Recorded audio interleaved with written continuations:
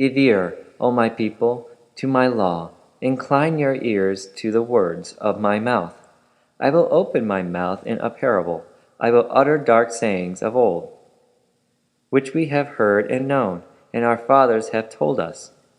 We will not hide them from their children, showing to the generation to come the praises of the Lord, and his strength, and his wonderful works that he hath done.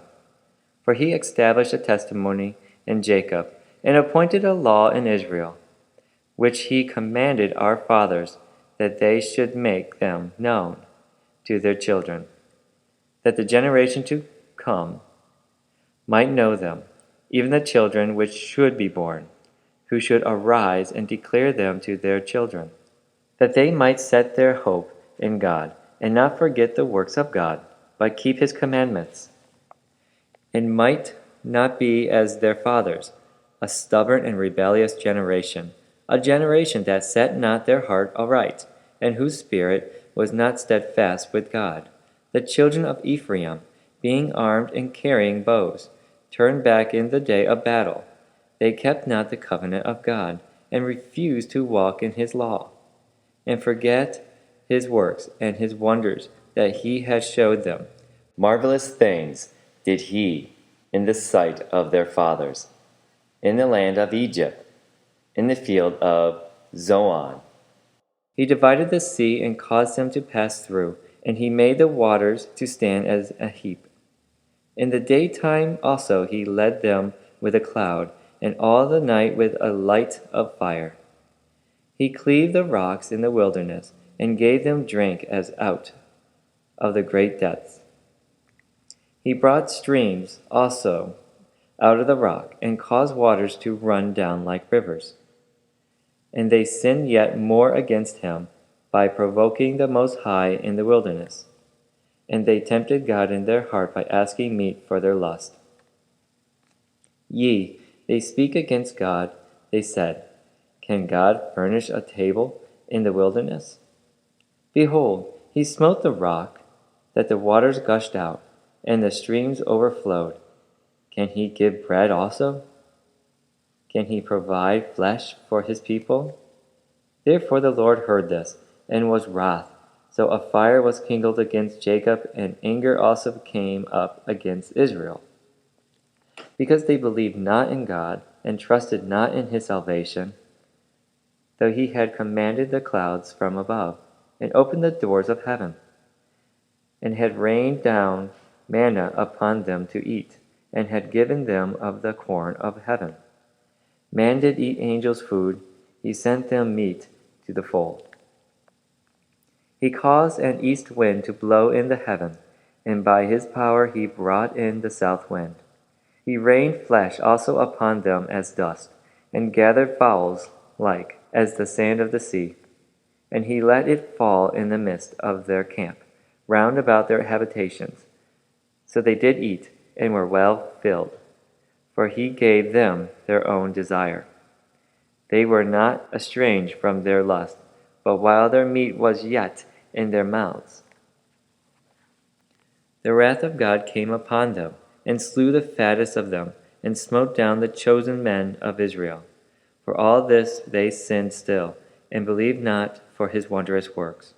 Therefore their days did he consume in vanity, and their years in trouble. When he slew them, then they sought him, and they returned and inquired early after God. And they remembered that God was their rock, and the high God their Redeemer. Nevertheless, they did flatter him with their mouth, and they lied unto him with their tongues. For their heart was not right with him, neither were they steadfast in his covenant. But he, being full of compassion, forgave their iniquity, and destroyed them not. Many a time turned he his anger away, and did not stir up all his wrath.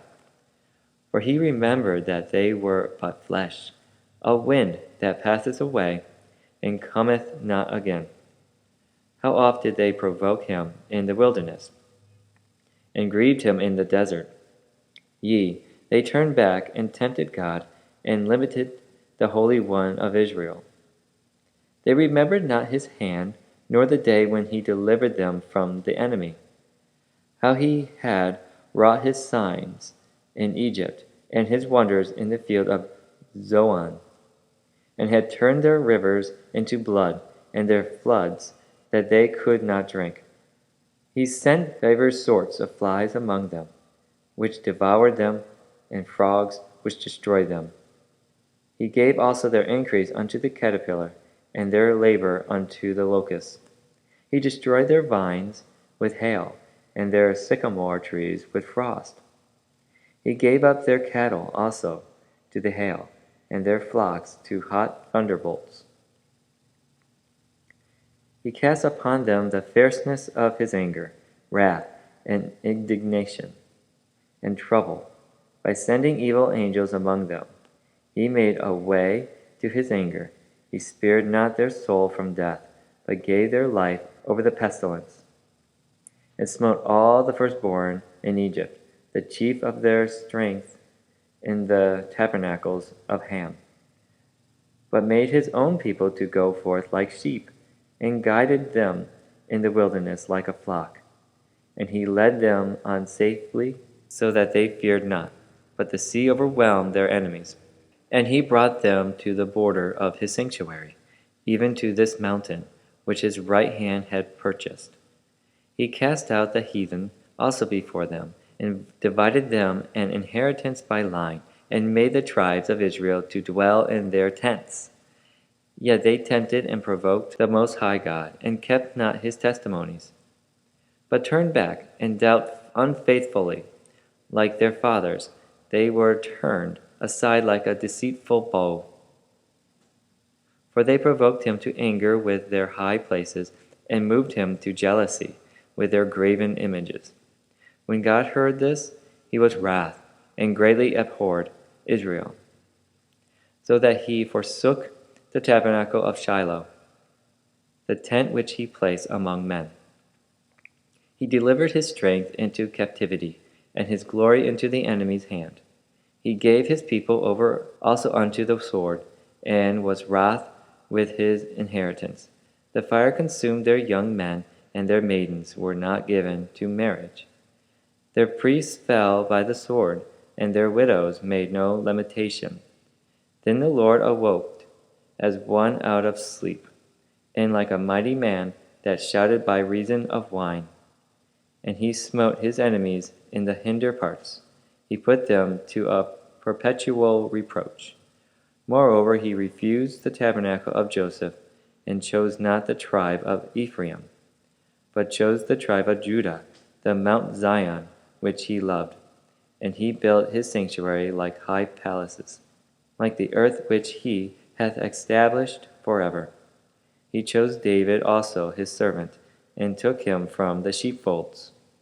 From following the ewes great with young, he brought him to feed Jacob, his people, and Israel his inheritance. So he fed them according to the integrity of his heart, and guided them by the skillfulness of his hands.